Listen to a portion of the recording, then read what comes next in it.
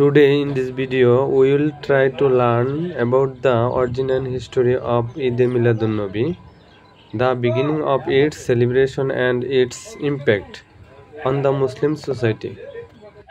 আজকে আমরা জানার চেষ্টা করব এই ভিডিওতে ঈদ-এ-মিলাদুন-নবীর উৎপত্তি, ইতিহাস, ঈদ-এ-মিলাদুন-নবী পালনের সূচনা ও মুসলিম সমাজের প্রভাব সম্পর্কে। আমরা আরও জানার চেষ্টা করব ঈদ-এ-মিলাদুন-নবী পালনের উদ্দেশ্য, বিতর্ক এবং মতপার্থক্য সম্পর্কে। So follow this video according to my date. ঈদ-এ-মিলাদুন-নবীর উৎপত্তি ও ইতিহাস। ঈদ-এ-মিলাদুন-নবী পালনের সূচনা ও মুসলিম সমাজের প্রভাব।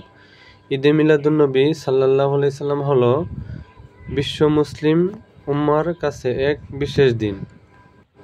এই দিনে প্রিয় নবী হযরত মুহাম্মদ সাল্লাল্লাহু আলাইহি সাল্লাম এর জন্ম ও মৃত্যু দুটোই ঘটনাই সংঘটিত হয়েছিল।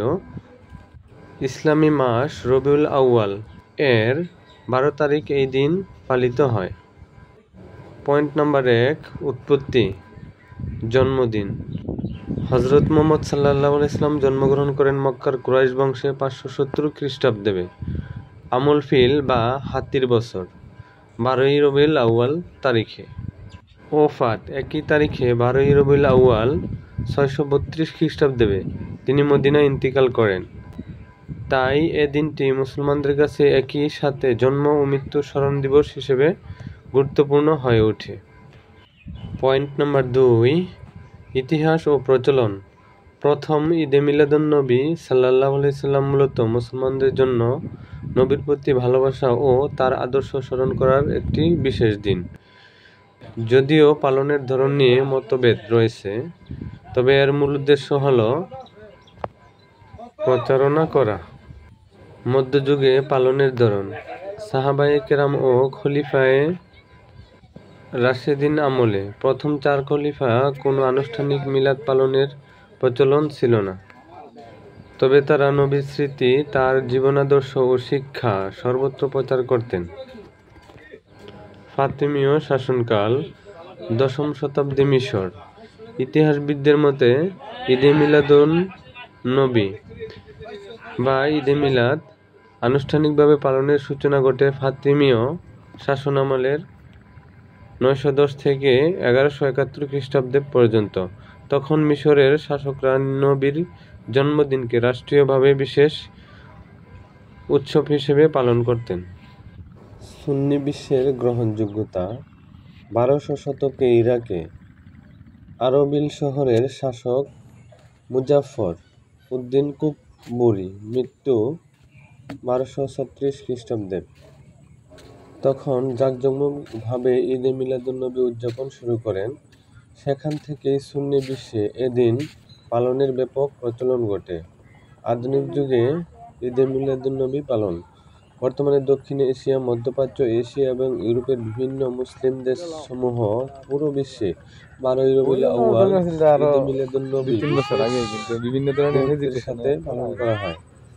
পয়েন্ট নাম্বার 3, ঈদ-এ-মিলাদুন-নবী পালনের উদ্দেশ্য, গভীর ভালোবাসা ও শ্রদ্ধা প্রকাশ করা, দুরূদ পাঠ, কিরাত, হামদ, নাত ও মিলাদ মাহফিল আয়োজন করা, দান সদকা ও গরিব দুঃখীর সাহায্য করা, ইসলামের শিক্ষা ও আদর্শ প্রচার করা, হযরত মুহাম্মদ সাল্লাল্লাহু আলাইহি সাল্লাম এর জীবন, চরিত্র ও শিক্ষাকে ধারণ করে মানবজাতির কল্যাণে কাজ করা, হযরত মুহাম্মদ সাল্লাল্লাহু আলাইহি সাল্লাম এর জীবনী ও আদর্শ স্মরণ করা।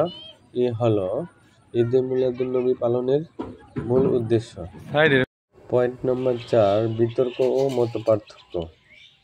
সমর্থকরা বলেন বা যারা একে বিশ্বাস করেন বা মনে প্রাণে ধারণ করেন, তারা বলেন নবী করিম হযরত মুহাম্মদ সাল্লাল্লাহু আলাইহি সাল্লাম এর জন্মদিন আনন্দের দিন, তাই এটি স্মরণ করা ও তার প্রতি ভালোবাসা প্রকাশ করা ইসলামের অংশ।